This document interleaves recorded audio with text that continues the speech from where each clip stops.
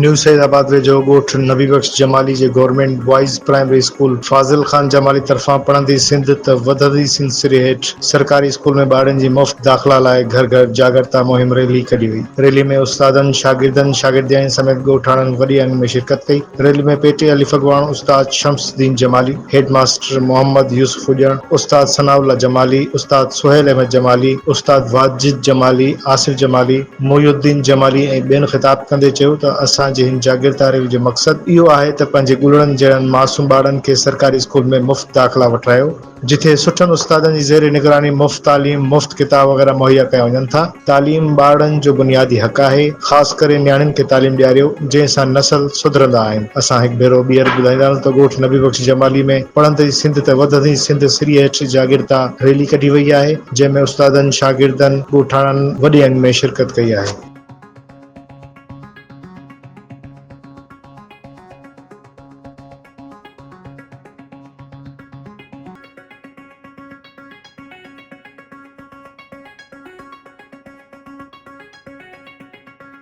के बार थोड़ा बेकार में दारू पर ओहे वाला थोड़ा बेकार